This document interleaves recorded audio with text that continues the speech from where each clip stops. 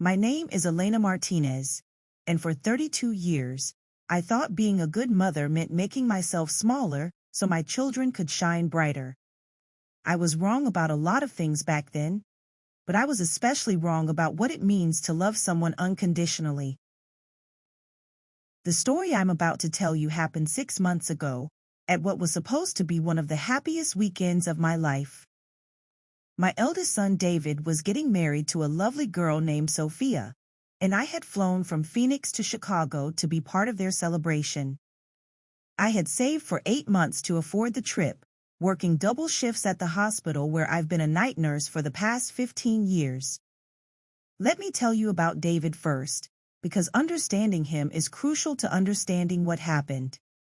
He was my miracle baby, born when I was just 19 years old. His father, my ex-husband Robert, left us when David was 3, saying he wasn't ready for the responsibility. I raised David and his younger sister Maya on my own, working multiple jobs, going to nursing school at night, and somehow managing to keep us all together. David was always brilliant, straight A's, full scholarship to Northwestern University, then Harvard Law School. I was so proud I could barely contain myself.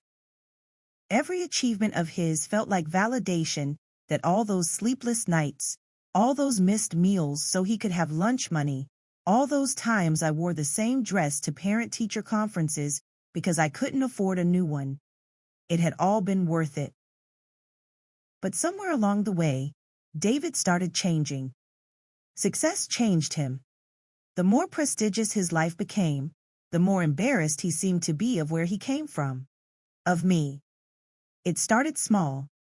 He'd correct my grammar when I spoke. "Mom, it's I saw, not I seen." He'd cringe when I told stories about the old days, when we lived in that tiny apartment above Mrs. Rodriguez's bakery. When I'd mention how proud I was of him to his friends, he'd quickly change the subject. "You're being too much, Mom," he'd say. "Just tone it down a little." I told myself he was just trying to fit in with his new world. Law school, fancy internships, colleagues with names like Bradford and Pymington. I understood. I didn't want to hold him back. But understanding and accepting are two different things, and the accepting part got harder each year. The first time I met Sophia's family was 2 years ago at David's graduation from law school. I remember spending weeks looking for the perfect dress, something that would make me look like I belonged among all those people with their expensive clothes and confident handshakes. I found a navy blue dress at TJ Maxx, nothing fancy, but it was new and it fit well. Sophia's parents, Charles and Margaret Whitmore, were exactly what you'd picture when you hear old money East Coast family. Charles had silver hair that looked like it had been styled by a team of professionals, and Margaret wore pearls like they were as essential as breathing. Their handshakes were firm but brief, their smiles polite but cold. "So you're David's mother," Margaret had said, looking me up and down in a way that made me feel like she was appraising livestock. "How nice to finally meet you." The way she said nice made it clear she meant anything but. During the graduation dinner, I made the mistake of sharing a story about how David used to practice his speeches in front of the bathroom mirror when he was 12, complete with a makeshift podium made from a cardboard box. I thought it was endearing. The table went silent. "Mom," David said, his voice tight with embarrassment. "I don't think anyone needs to hear about that." Charles cleared his throat. "Well, we all have our humble beginnings, don't we?" I felt my cheeks burn. I spent the rest of the evening nodding and smiling, speaking only when directly asked a question, and even then keeping my answers as brief as possible. That night, back in my hotel room, I called my sister Carmen. "I feel like I don't know my own son anymore," I whispered into the phone, afraid that somehow David might hear me through the walls. "It's like he's ashamed of me." "Mija," Carmen said in her gentle voice, Sometimes when people climb out of one world into another, they think they have to burn the bridge behind them. Give him time. He'll come around. But he didn't come around. If anything, it got worse. The engagement party was held at the Whitmore family's estate in Connecticut. I'll never forget walking into that house.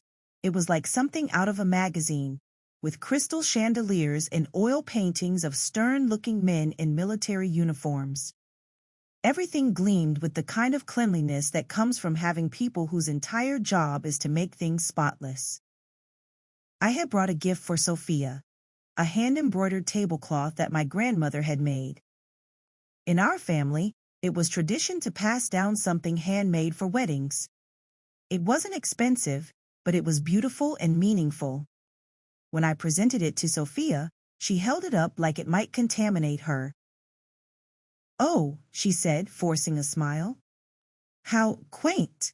Handmade, you said?" "By my grandmother," I replied proudly. She was an incredible seamstress. This took her months to complete. "I'm sure it did," Margaret interjected smoothly. "Sophia, dear, perhaps we can find a special place for this in the guest room." The guest room, where gifts go to die. Later that evening, I overheard a conversation that still makes my chest tight when I think about it. I had gone to the bathroom and was walking back through the hallway when I heard voices coming from Charles's study. The door was slightly ajar. "Are you certain about this girl's son?" I heard a woman's voice ask. It took me a moment to realize it was Margaret. "David's fine," Charles replied. "Bright boy, good prospects. Harvard Law, you know." "But the mother, Charles, did you see that dress? And that gift she brought? We can't have our Sophia associated with that level of, well, you know." My heart stopped. I pressed myself against the wall, hardly daring to breathe. "She won't be much of a problem," Charles said dismissively. "David seems to understand the situation. I doubt we'll see much of her once they're married." I stood there in that hallway, in my TJ Maxx dress, holding my small purse that I'd bought at a garage sale, and I felt something crack inside my chest. Not break, but crack. Like when you drop a glass and it gets a hairline fracture, it's still functional, but you know it's weaker now. I didn't confront them. I didn't march into that study and defend myself. Instead, I went back to the party, smiled when spoken to, and left as soon as it was polite to do so. On the plane ride home to Phoenix, I stared out the window at the clouds and made a decision. I would try harder to fit in. I would be the kind of mother-in-law they could accept. I would make myself smaller, quieter, more palatable. I was so foolish. Over the next year and a half, I bent myself into shapes I didn't recognize. When David called, I was careful about every word I said. When he visited Phoenix, I made sure my apartment was spotless, that I had food they'd consider appropriate, that I dressed in clothes that wouldn't embarrass him. I started taking etiquette classes at the community center. Yes, etiquette classes, at 51 years old. I practiced holding teacups and making small talk about weather and books I'd never read. I learned which fork to use for salad and how to laugh quietly instead of the full-bodied laugh that had always been my trademark. The woman teaching the class, Mrs. Henderson, was kind but confused by my motivation.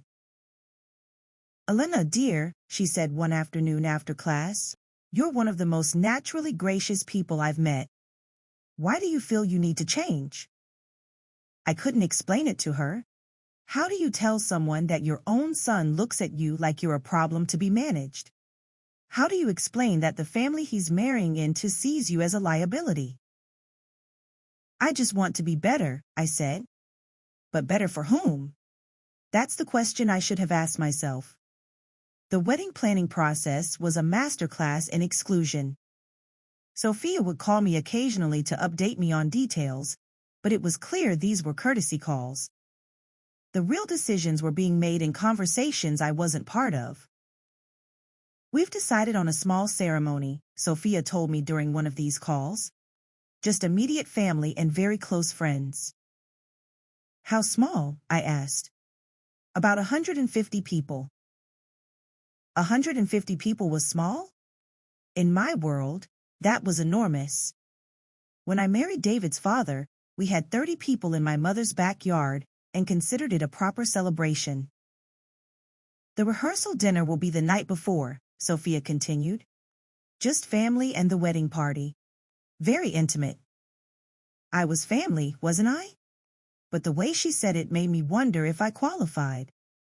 2 weeks before the wedding, David called me. Mom, I need to talk to you about something. My stomach clenched. In my experience, conversations that started this way never ended well. What is it, mijo? Don't call me that at the wedding, okay?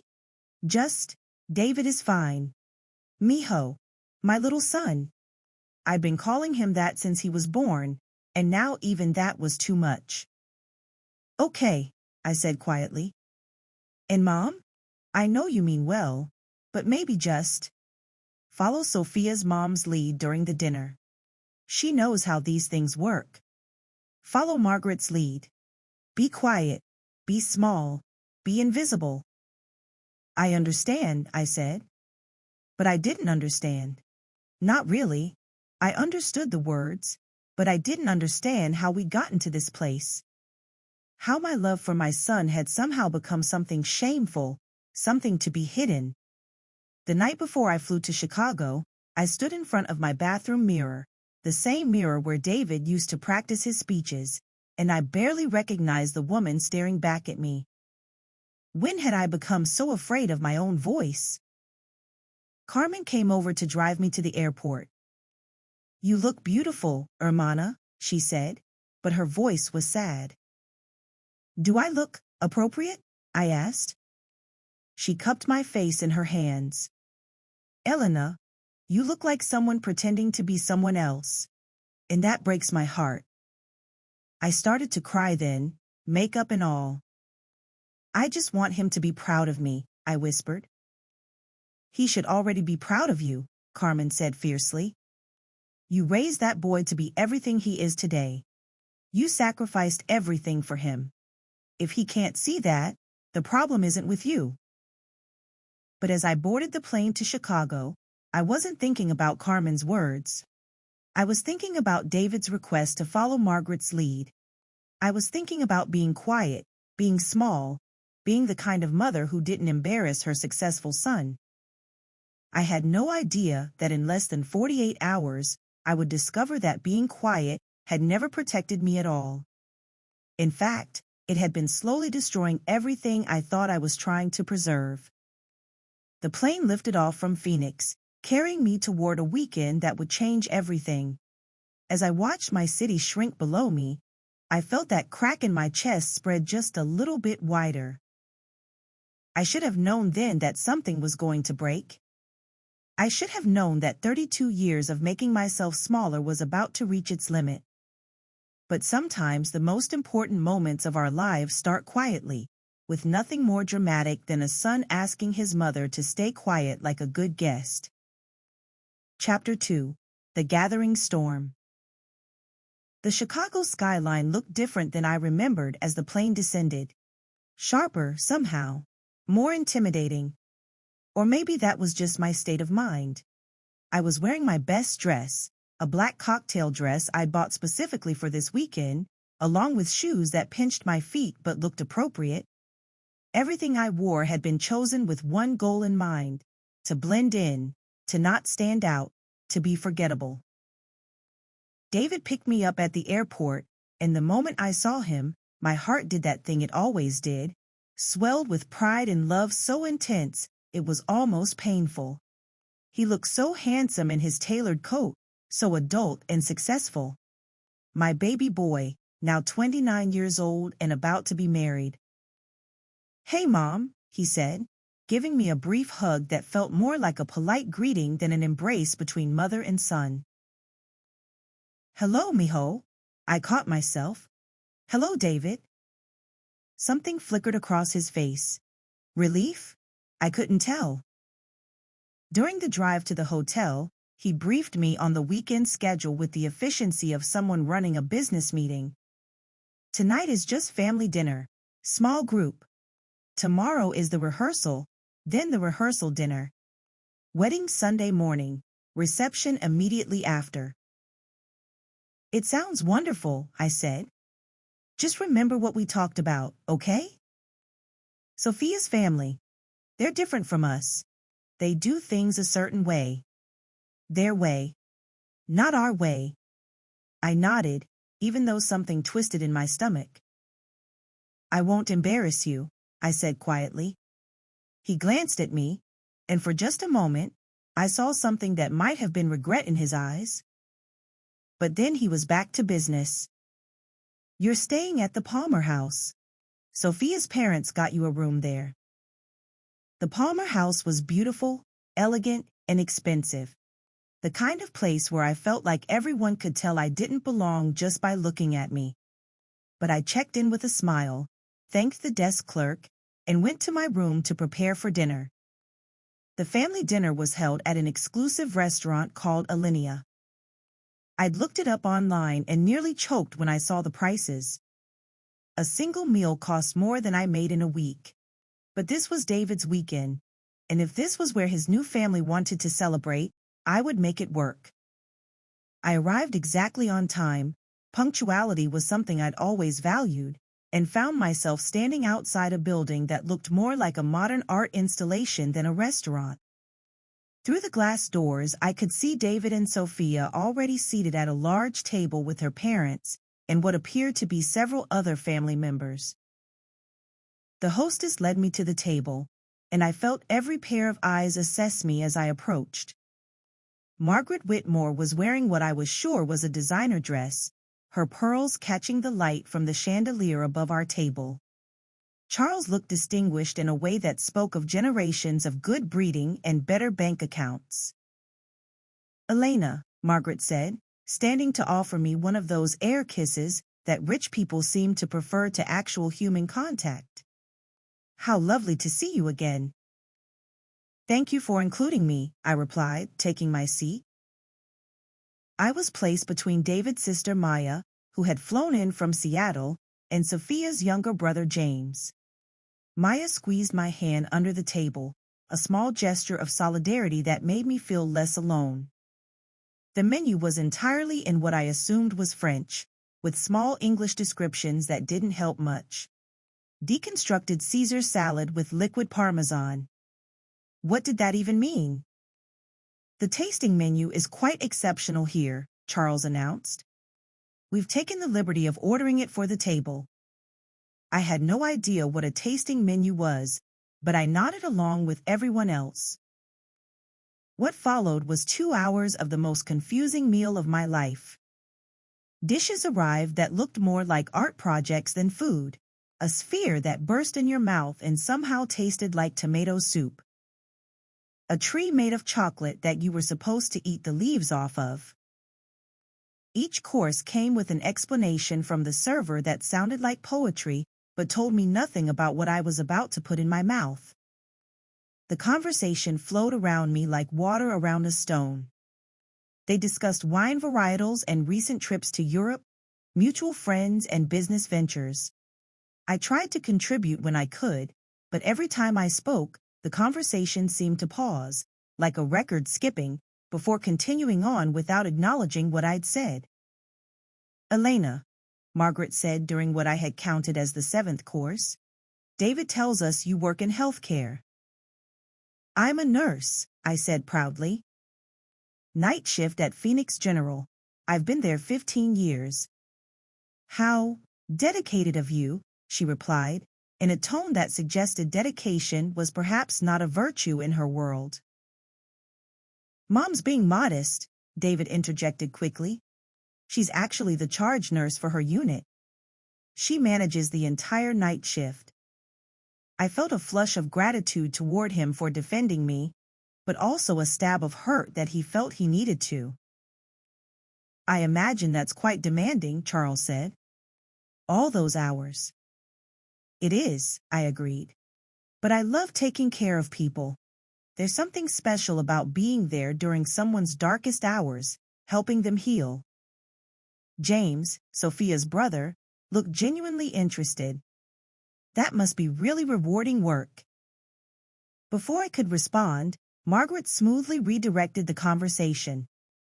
James just got back from Switzerland, she announced. He's been skiing in Zermatt. And just like that, I was erased from the conversation again. This pattern continued throughout the meal.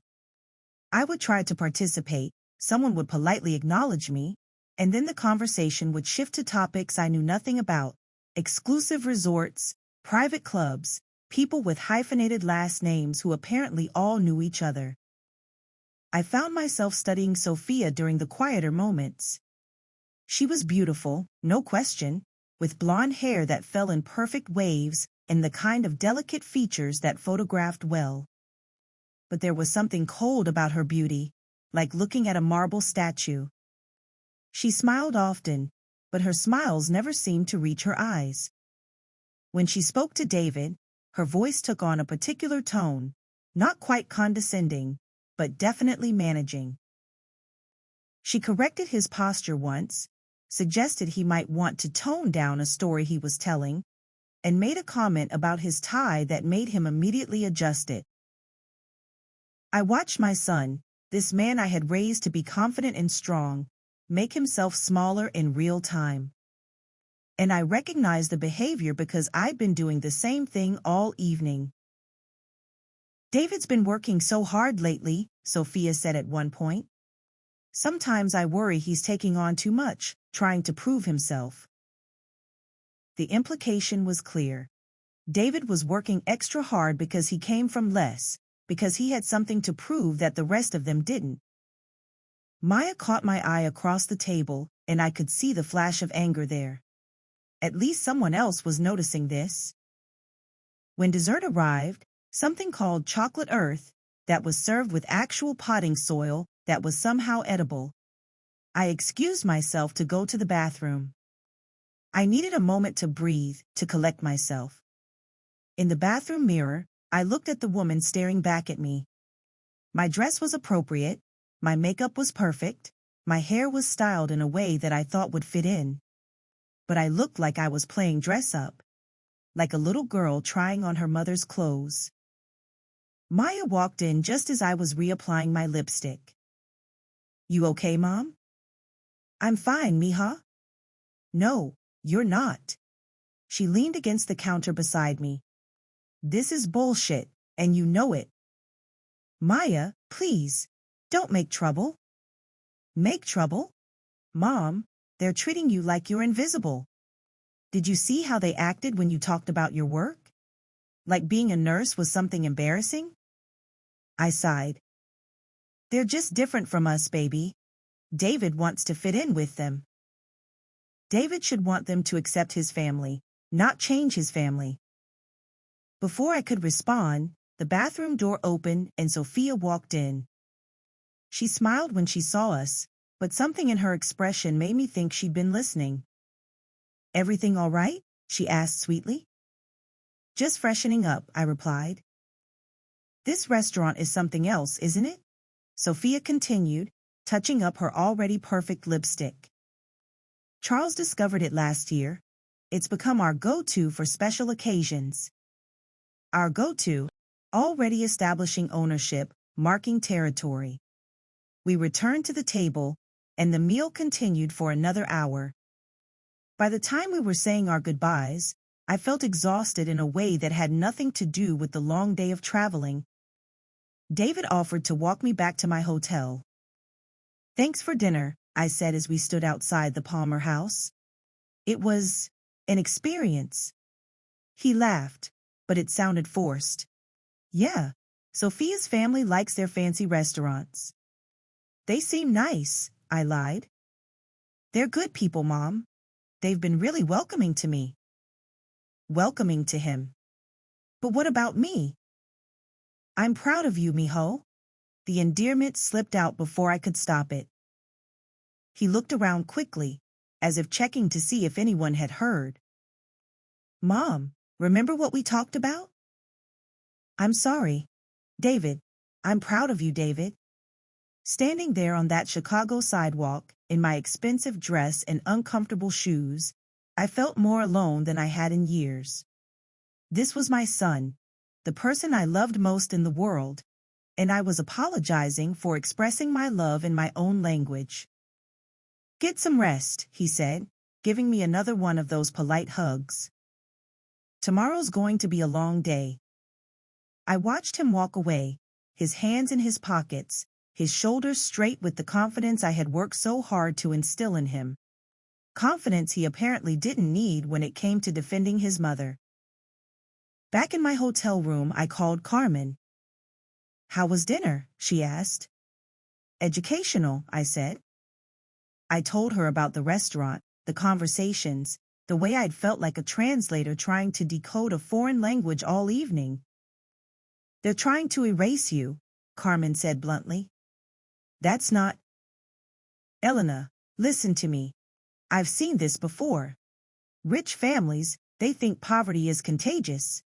They think if they acknowledge where David came from, it somehow diminishes what he's become. But he loves Sophia. I'm sure he does. But love shouldn't require you to pretend your family doesn't exist. After we hung up, I lay in the hotel bed staring at the ceiling. Tomorrow was the rehearsal, then the rehearsal dinner.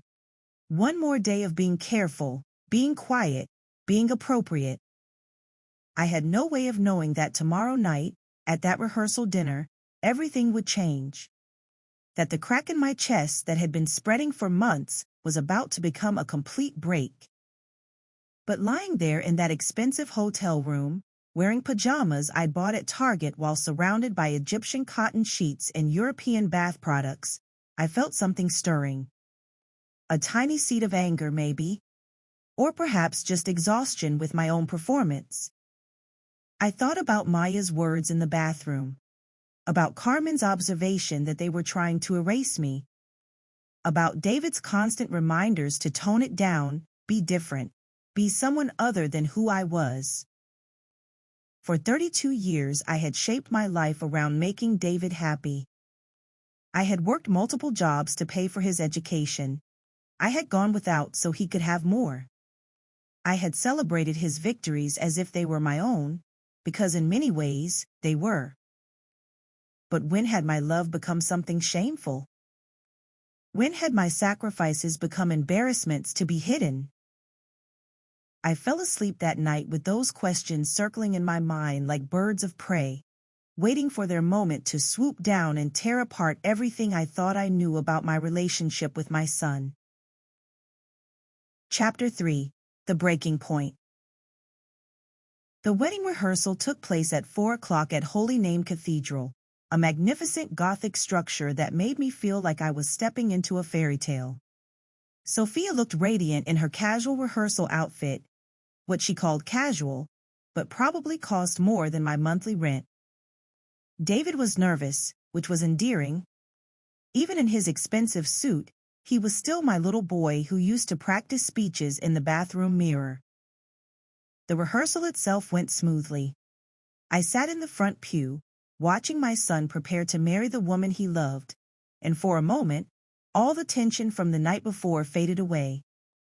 This was what mattered, David's happiness. If learning to navigate this new world was part of ensuring that happiness, then I would do it.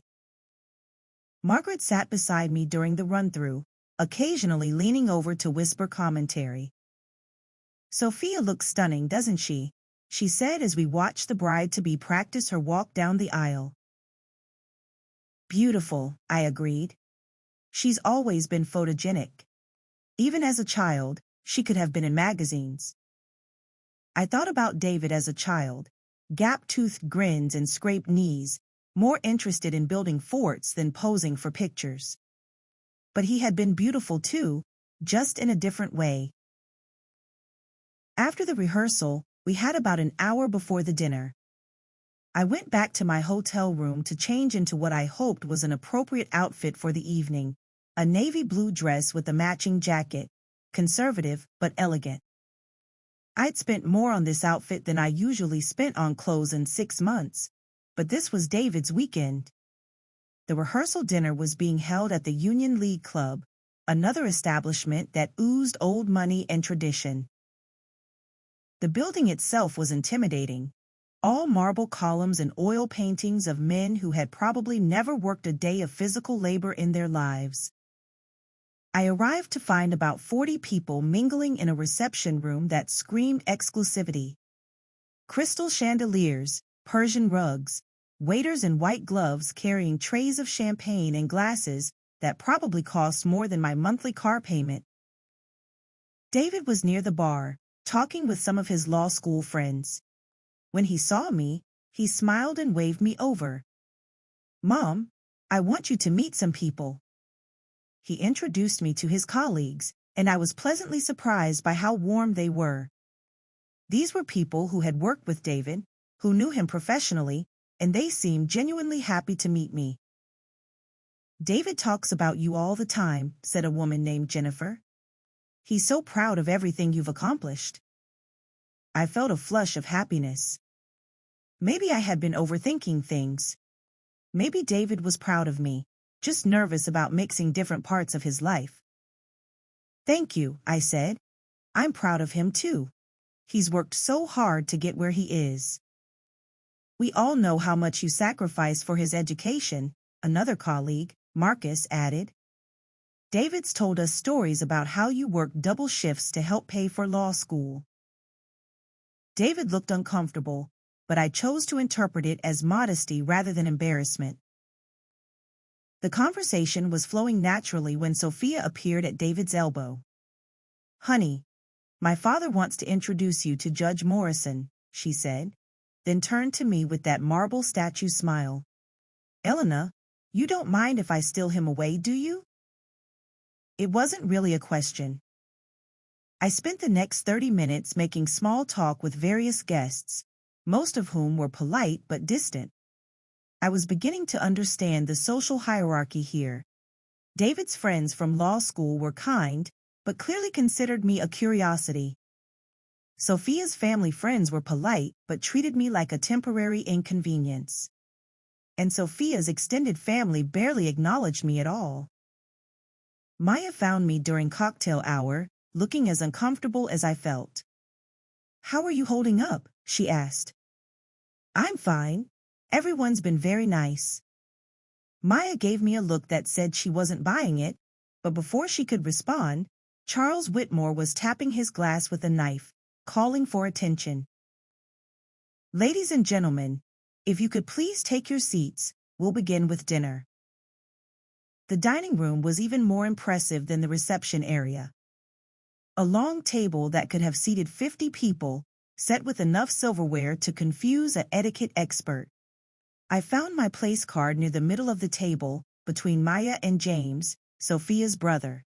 At least I wouldn't be sitting alone. David and Sophia were seated at the head of the table, with both sets of parents nearby. I noticed that Margaret and Charles were seated immediately to Sophia's right, while I was, well, not.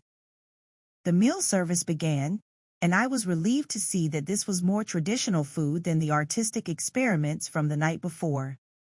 Still fancy. I counted 4 different forks at my place setting, but at least I could identify what I was eating. The conversation during dinner was pleasant enough. James turned out to be genuinely nice, asking me about Phoenix and seeming interested in my answers. Maya kept the mood light with funny stories about David's childhood that made several people laugh, including Sophia. I was starting to relax when Charles stood up, glass in hand. "I'd like to say a few words about our happy couple," he announced. The room fell silent except for the gentle clink of glasses being set down. "When Sophia first brought David home to meet us," Charles began, "I'll admit I was curious about this young man who had captured our daughter's heart." Polite chuckles around the table. But it quickly became apparent that David is exactly the kind of man we hoped Sophia would find. Intelligent, ambitious, and clearly destined for great things. I felt a warm glow of pride. This was more like it. David has shown us that success isn't about where you come from, but about where you're determined to go. He's proven that with enough drive and the right guidance, anyone can rise above their circumstances. The warm glow started to cool. Rise above their circumstances? What circumstances exactly?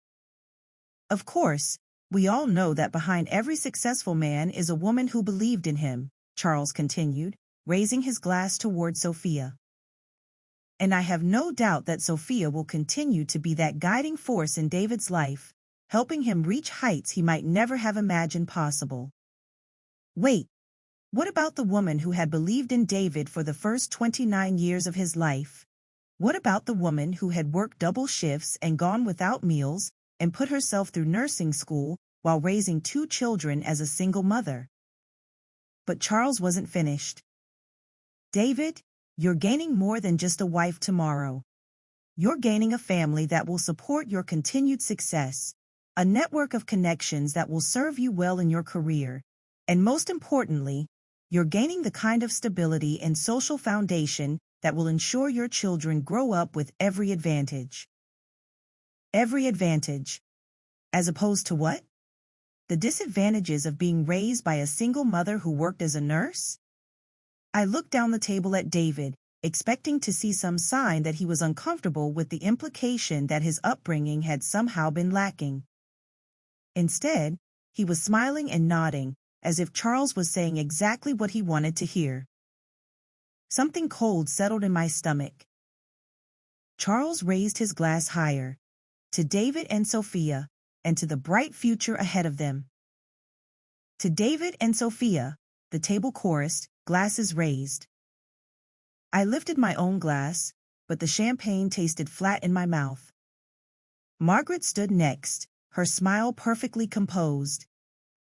I'd like to add just a few words, she said in her cultured voice. Sophia, darling, you've chosen well. David is clearly a young man who understands the importance of family, of tradition, and of knowing one's place in the world. Knowing one's place in the world. What did that mean, exactly? I'm confident that you two will build a life together that honors the values we hold dear: discretion, excellence, and the kind of quiet dignity that speaks louder than words. Quiet dignity. Was that a subtle message about appropriate behavior? David, welcome to our family. I know you'll fit right in. Another toast, another sip of champagne that tasted like disappointment. Then David stood up, and I felt a flicker of hope. Surely he would acknowledge his own family now. Surely he would say something about the woman who had raised him, who had made his success possible. Thank you, Charles and Margaret, for those kind words, David began. And thank you all for being here tonight. He looked so handsome standing there, confident and poised. My son, whom I had raised to be a man of integrity and honor. I want to start by thanking Sophia, not just for agreeing to marry me, but for showing me what it means to be part of a real family. A real family. The words hit me like a physical blow. Growing up, I always knew I wanted more from life. I wanted to be successful, to make something of myself, to rise above. He paused, and for just a moment, his eyes found mine across the table. To rise above my beginnings and become the kind of man who could be worthy of someone like Sophia. Rise above his beginnings. Rise above me. The Whitmores have shown me what it means to have class, to have standards, to understand that success isn't just about money, it's about breeding, about knowing how to conduct yourself in society. Breeding, standards, class, everything I apparently lacked. I want to thank Charles and Margaret for accepting me into their family, for seeing past my background, and recognizing my potential. My background. Like it was something shameful, something to overcome. And I want to thank all of you for being here to witness the beginning of my new life. My new life. Not our new life together. His new life, separate from the old one that included me. David raised his glass, his smile bright and confident. Tomorrow, I marry the woman of my dreams, and I officially become part of a family that represents everything I've always aspired to be. The table erupted in applause and cheers. People were standing, clapping, toasting the happy couple. And I sat there, feeling like I was watching my son's wedding rehearsal dinner from the bottom of a deep well. Maya reached over and grabbed my hand under the table. Her fingers were trembling with what I realized was rage. But the speeches weren't over. Sophia stood next, beautiful and poised, every inch the perfect bride. I just want to say how grateful I am to have found David, she began, her voice carrying easily across the room. When we first met, I could see that he was special. Not just intelligent, but hungry. Hungry to better himself, to leave behind whatever limitations his past might have placed on him. Limitations. His past. Me. What I love most about David is his determination to grow, to learn, to become the best version of himself. He's never let his origins define him. Never let his origins define him. I was his origin. I was what he was determined not to let define him. I'm so proud to be marrying a man who has worked so hard to elevate himself, who understands that sometimes you have to let go of the past to embrace the future. Let go of the past. Let go of me. Sophia raised her glass, her diamond engagement ring catching the light from the chandelier. To David, for having the courage to become who he was meant to be, rather than who circumstances might have made him. The applause was thunderous. People were on their feet, celebrating my son's courage too. What? Abandon his family? Pretend I didn't exist? I looked at David, really looked at him, and saw something in his expression that made my blood run cold. He wasn't embarrassed by what Sophia had said. He wasn't uncomfortable with the implications. He was proud. He was nodding along, as if she had perfectly articulated something he had been thinking but hadn't known how to say. My son was proud to be letting go of me. The formal speeches ended, but the conversation continued around the table. I caught fragments of it through the roaring in my ears. Such an inspiring story, someone was saying.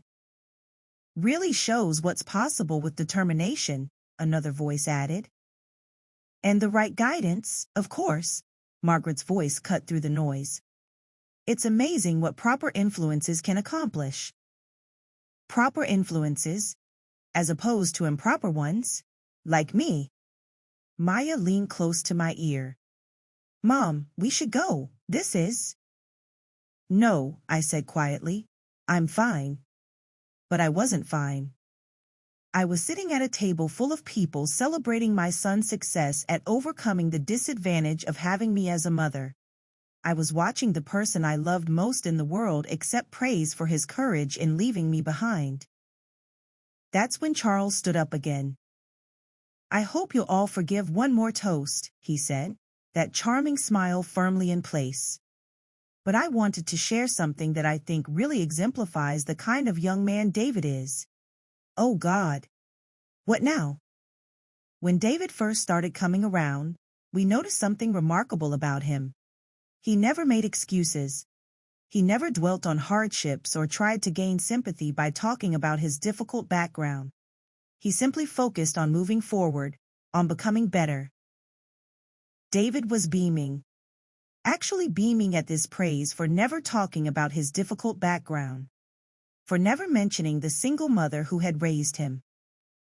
In fact, Charles continued, David has shown such remarkable maturity and understanding that sometimes, in order to fully embrace your future, you need to, well, let's say you need to be selective about which parts of your past you carry forward.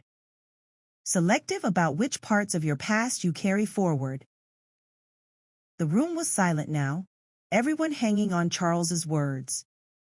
David understands that success requires making difficult choices about priorities, about focus, about where to invest your emotional energy. He's shown us that he has the wisdom to know that you can love your family while also recognizing that some relationships, well, some relationships might need to be managed differently as you grow into new phases of your life. Managed differently, like I was a problem to be managed. It's a sign of true maturity, Charles concluded, to understand that loyalty doesn't mean being dragged down by people who can't or won't rise to your level. Dragged down. People who can't rise to his level. The applause this time was more subdued, but I could see heads nodding around the table. People were agreeing with this assessment. They were praising my son for having the wisdom to not be dragged down by me. I looked at David one more time, hoping against hope to see some sign of discomfort, some indication that he disagreed with what Charles was saying. Instead, David raised his own glass. "Thank you, Charles. That means a lot coming from you." And that's when something inside me snapped. Not cracked, not bent, snapped. 32 years of sacrifice. 32 years of putting my son's needs before my own.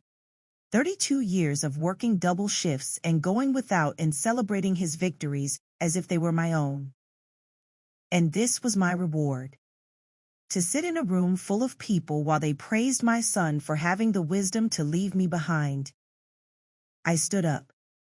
The conversation at the table faltered, then stopped entirely. Everyone was looking at me, probably wondering why the hired help was interrupting the proceedings.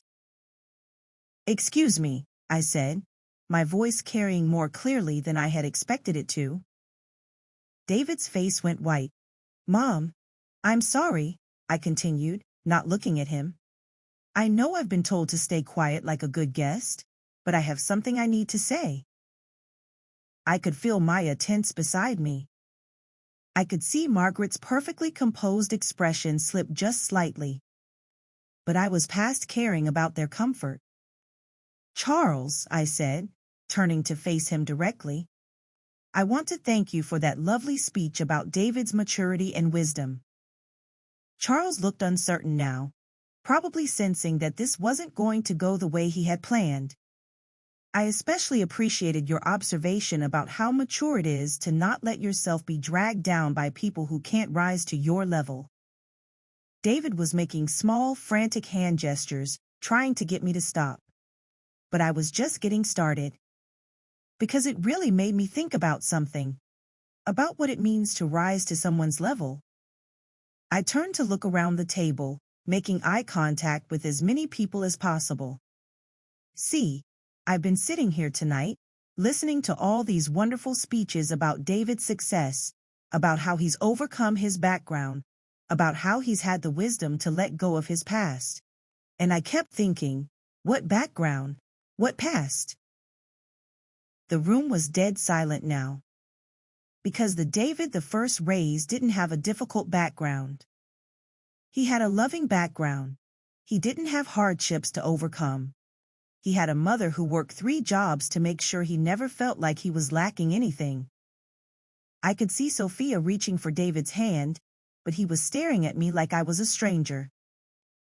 The David the First raised got a full scholarship to Northwestern, not because he was overcoming some terrible disadvantage, but because his mother spent 15 years reading to him every night, helping him with homework at the kitchen table, driving him to every academic competition within 200 miles. My voice was getting stronger now, more confident. The David the First raised went to Harvard Law School, not because he was rising above his circumstances, but because his mother took out a second mortgage on her house to help pay for it. I heard someone gasp. It might have been Margaret. The David the First raised never went hungry, never wore clothes that didn't fit, never missed a school event because his mother couldn't afford to be there. Because his mother made sure that her children had everything they needed, even if it meant she went without. I turned to face David directly now. "So when I hear people talk about your difficult background, David, I wonder what they mean." Because the background I gave you was one of unconditional love, unwavering support, and limitless sacrifice. David's mouth was opening and closing like he was trying to speak, but no words were coming out. And when I hear people praise you for having the wisdom to not be dragged down by people who can't rise to your level, I wonder, what level is that exactly? I gestured around the table. Is it this level? The level where you pretend your mother doesn't exist? The level where you accept praise for overcoming the disadvantage of being loved? The level where you let people talk about your family like we're something shameful to be hidden? Chapter 4. The Truth Unveiled. The silence in that dining room was absolute. You could have heard a pin drop on the Persian rug. 40 of the most privileged people in Chicago sat frozen, their champagne glasses suspended halfway to their lips, their carefully composed expressions cracking like ice on a warm day. But I wasn't done. 32 years of swallowed words were pouring out of me now, and there was no stopping them. You know what, Charles? I continued, my voice growing steadier with each word. You're absolutely right about one thing. David has shown remarkable maturity. He's shown the maturity to sit here tonight and listen to his fiancée talk about how proud she is that he's learned to let go of his past without saying a single word in defense of the woman who made his success possible. I turned back to the table, scanning the faces that were staring at me in shock. He's shown the maturity to let you praise him for his determination to grow and leave behind his limitations without mentioning that those so-called limitations include the woman who worked 16-hour shifts to pay for his SAT prep courses. Margaret was gripping her pearls so tightly I thought she might break the strand. And he's shown the incredible maturity to accept compliments about not being dragged down by his origins without acknowledging that his origins include a mother who sold her car to help pay for his law school textbooks. David finally found his voice. Mom, please stop. You're embarrassing. Embarrassing? I interrupted. David, I've spent this entire weekend trying not to embarrass you. I've watched my words, changed my clothes, taken etiquette classes to learn how to hold a teacup properly. I've made myself smaller and quieter and more appropriate until I barely recognize myself. I could see Maya wiping tears from her eyes, but I couldn't tell if they were tears of pride or heartbreak. But you know what I just realized? The only embarrassing thing in this room is the fact that my son has learned to be ashamed of the woman who raised him. Sophia finally spoke up, her voice sharp with anger. This is completely inappropriate. This is our rehearsal dinner, not some therapy session. I looked at her, this beautiful girl who would become my daughter-in-law in less than 24 hours, and felt something I had never expected to feel toward her, pity. You're right, Sophia. This is inappropriate. But you know what else is inappropriate? Calling your future mother-in-law's love a limitation that your fiancé has had the wisdom to overcome. Her perfect composure finally cracked. I never said. You said David had the courage to become who he was meant to be, rather than whose circumstances might have made him. What circumstances, Sophia? Being raised by a single mother. Being born into a working-class family? Being loved unconditionally regardless of how much money we had? I turned back to Charles, who was looking increasingly uncomfortable. And Charles, when you talk about David's wisdom and not being dragged down by people who can't rise to his level, I have to ask, what level are we talking about? The level where you judge a person's worth by their bank account? The level where you think breeding matters more than character? The level where you praise a man for abandoning his family? Now see here, Charles started, his voice stern. I never said anything about abandoning. Didn't you? I shot back. You said David was wise to be selective about which parts of his past he carries forward. You praised him for understanding that some relationships need to be managed differently. What did you think that meant? The room was so quiet I could hear the air conditioning humming. Let me tell you something about my son, I continued, my voice dropping to a more conversational tone. The David the First raised would never sit quietly while someone insulted his mother. The David the First raised would never accept praise for overcoming the disadvantage of being loved. The David the First raised would stand up for his family, even if it made him uncomfortable. I looked directly at David, who was staring down at his hands. But I guess that David didn't fit in with your crowd, did he? So he had to create a new version of himself. One who could nod along when his future in-laws talked about his background like it was something to overcome. One who could accept compliments for his maturity in leaving his past behind. David finally looked up at me, and I saw something in his eyes that broke my heart.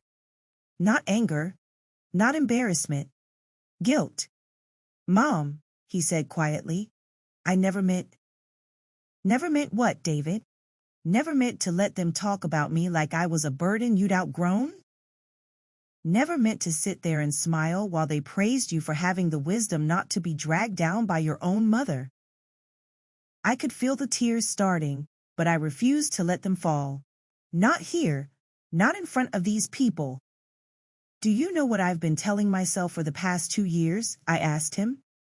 I've been telling myself that you were just trying to fit in, that you'd come around, that you still loved me, but you were just adjusting to your new life. My voice was starting to shake, but I pressed on. But tonight, listening to you accept praise for overcoming me, watching you nod along when they talked about your difficult background. Tonight I realized something. I took a deep breath. You haven't been trying to protect me from embarrassing you. You've been trying to protect yourself from being associated with me. The words hung in the air like a challenge. And that, I said, looking around the table one final time, is truly embarrassing. But I still wasn't finished. Because sitting in that room, surrounded by people who thought my love was a limitation and my sacrifice was something to overcome, I realized something else. Something that had been building inside me for months, maybe years. You want to know what rising to someone's level really means? I asked, my voice growing stronger again. It means lifting others up, not stepping on them to climb higher. It means honoring the people who helped you succeed, not pretending they don't exist.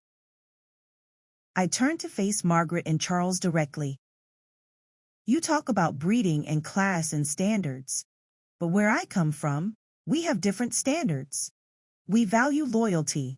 We value gratitude. We value the kind of love that doesn't come with conditions or expiration dates. Margaret's face was flushed now, and I could see anger flickering in her eyes. Where you come from, she said coldly, doesn't matter anymore. David is part of our family now. And that's when I smiled. Really smiled, for the first time all weekend. You know what, Margaret? You're absolutely right. David is part of your family now. He's chosen you over me. He's chosen this. I gestured around the opulent dining room over the woman who raised him. I reached into my purse and pulled out a small wrapped gift. Which is why I brought this tonight. I placed the package on the table in front of David. His eyes widened when he saw it. What is that? Sophia asked suspiciously. Open it, David, I said softly. With shaking hands, David unwrapped the package. Inside was a small wooden picture frame, worn around the edges from years of handling. The photograph inside showed a 7-year-old David in his Little League uniform, holding a trophy and grinning at the camera with a gap-toothed smile. Standing behind him, her hands on his shoulders, was a younger version of me, wearing scrubs because I had come straight from work to his game.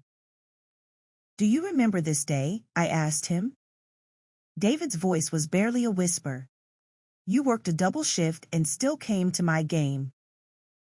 I never missed a game, I said. Not one.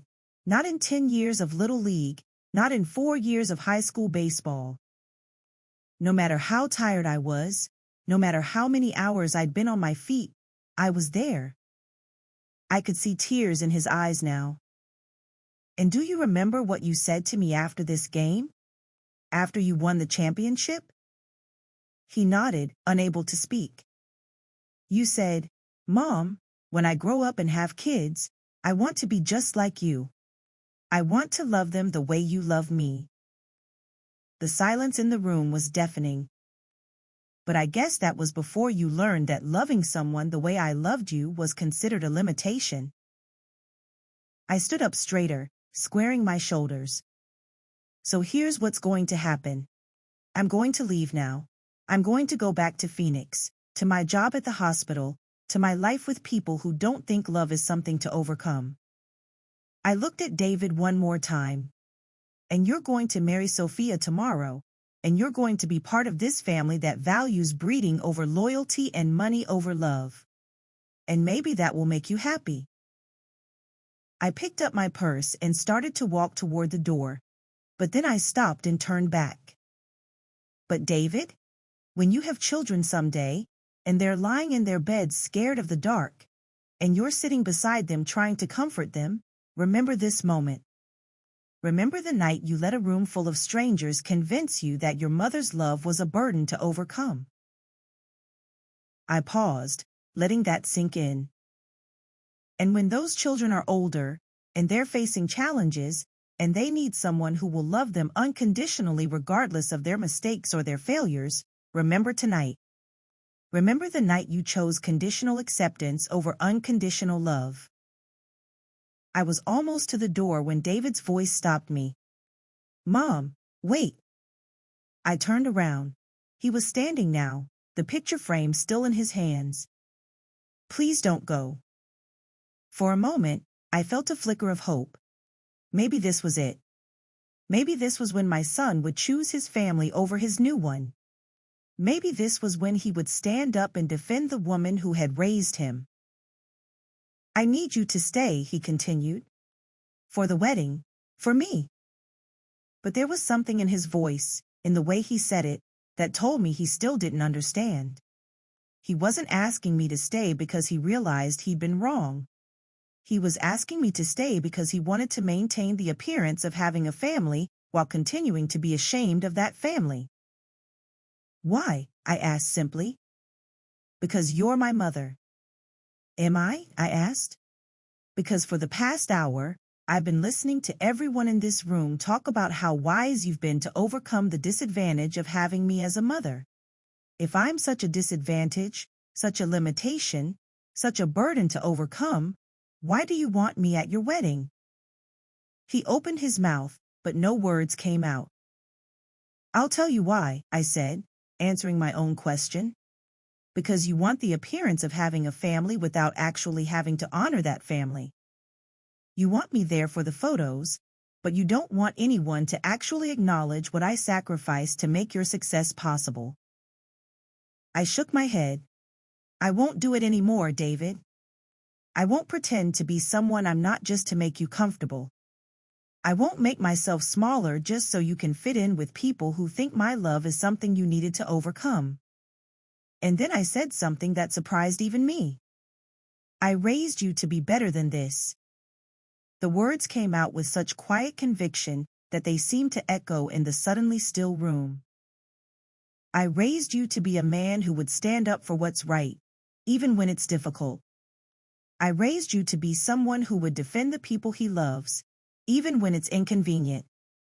I raised you to have integrity, to have loyalty, to understand that success means nothing if you have to step on the people who helped you achieve it. I looked around the table one more time. I raised you to be nothing like the man you've become tonight. And with that, I walked out of the Union League Club, through the marble lobby with its oil paintings of dead rich men, past the doorman in his pristine uniform, and out onto the Chicago street. The night air was cool against my skin, and for the first time in months, I could breathe freely. I was still wearing my expensive dress and my uncomfortable shoes, but I felt more like myself than I had in years. Behind me, I could hear the sound of voices, of commotion, of what was probably damage control being performed by people who understood how to manage social disasters. But I didn't turn around. I walked to the corner and hailed a taxi, and as the city lights blurred past the window on the drive back to my hotel, I thought about the woman I had been when I walked into that club 3 hours ago. That woman had been afraid of embarrassing her son. That woman had been willing to make herself smaller to fit into a world that didn't want her. That woman had been so desperate for her son's approval that she was willing to deny her own worth. But that woman was gone now. She had been left behind in that dining room, along with 32 years of putting everyone else's comfort before her own dignity. The woman sitting in the back of that taxi was someone different. Someone who remembered her own value. Someone who understood that love isn't supposed to be something you overcome, but something you celebrate. Someone who had finally found her voice. Back in my hotel room, I kicked off those expensive, uncomfortable shoes and sat on the edge of the bed. My phone was ringing, David's name flashing on the screen, but I didn't answer it. Instead, I called Carmen. "How did the dinner go?" she asked. "I found my voice," I told her. And for the first time in months, when I said it, I meant it. I didn't go to David's wedding the next day. I changed my flight and flew home to Phoenix that morning, back to my job at the hospital, back to my life with people who understood that love is not a limitation to overcome, but a gift to treasure. David called me dozens of times over the next few weeks. He left voicemails saying he was sorry, that he wanted to talk, that he loved me. But none of those voicemails included the words I needed to hear, that he was wrong. That he was ashamed of how he had treated me. That he understood what he had lost. Instead, his messages all had the same theme. He wanted to find a way to make things work. He wanted to repair our relationship. He wanted to move forward. But you can't move forward from something without first acknowledging what went wrong. And David still didn't seem to understand what had gone wrong. 3 months after the wedding, I received a package in the mail. Inside was a professional wedding photo of David and Sophia, beautiful and elegant in their expensive attire, surrounded by their beautiful and elegant wedding party. There was a note attached. "Mom, I wish you had been there. Love, David." I looked at that photo for a long time. My son looked handsome and successful and happy. He had gotten everything he wanted. The prestigious career, the wealthy wife, the acceptance into a world that valued him for what he had achieved rather than who he was. But in all that success, in all that achievement, there was something missing. Something that couldn't be bought or earned or networked into existence. There was no foundation of unconditional love. No recognition of the sacrifices that had made his success possible. No gratitude for the woman who had given him everything. My name is Elena Martinez, and for 32 years, I thought being a good mother meant making myself smaller so my children could shine brighter. I was wrong about a lot of things back then, but I was especially wrong about what it means to love someone unconditionally. The story I'm about to tell you happened 6 months ago, at what was supposed to be one of the happiest weekends of my life. My eldest son David was getting married to a lovely girl named Sophia, and I had flown from Phoenix to Chicago to be part of their celebration. I had saved for 8 months to afford the trip, working double shifts at the hospital where I've been a night nurse for the past 15 years. Let me tell you about David first, because understanding him is crucial to understanding what happened. He was my miracle baby, born when I was just 19 years old. His father, my ex-husband Robert, left us when David was 3, saying he wasn't ready for the responsibility. I raised David and his younger sister Maya on my own, working multiple jobs, going to nursing school at night, and somehow managing to keep us all together. David was always brilliant, Straight A's, full scholarship to Northwestern University, then Harvard Law School. I was so proud I could barely contain myself. Every achievement of his felt like validation that all those sleepless nights, all those missed meals so he could have lunch money, all those times I wore the same dress to parent-teacher conferences because I couldn't afford a new one. It had all been worth it. But somewhere along the way, David started changing. Success changed him. The more prestigious his life became, the more embarrassed he seemed to be of where he came from. Of me. It started small. He'd correct my grammar when I spoke. "Mom, it's I saw, not I seen." He'd cringe when I told stories about the old days, when we lived in that tiny apartment above Mrs. Rodriguez's bakery. When I'd mention how proud I was of him to his friends, he'd quickly change the subject. "You're being too much, Mom," he'd say. "Just tone it down a little." I told myself he was just trying to fit in with his new world. Law school, fancy internships, colleagues with names like Bradford and Pymington. I understood.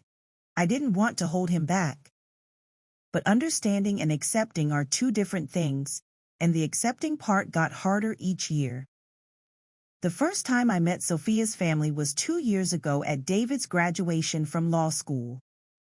I remember spending weeks looking for the perfect dress, something that would make me look like I belonged among all those people with their expensive clothes and confident handshakes. I found a navy blue dress at TJ Maxx, nothing fancy, but it was new and it fit well. Sophia's parents, Charles and Margaret Whitmore, were exactly what you'd picture when you hear old money East Coast family. Charles had silver hair that looked like it had been styled by a team of professionals, and Margaret wore pearls like they were as essential as breathing. Their handshakes were firm but brief, their smiles polite but cold. "So you're David's mother," Margaret had said, looking me up and down in a way that made me feel like she was appraising livestock. "How nice to finally meet you." The way she said nice made it clear she meant anything but. During the graduation dinner, I made the mistake of sharing a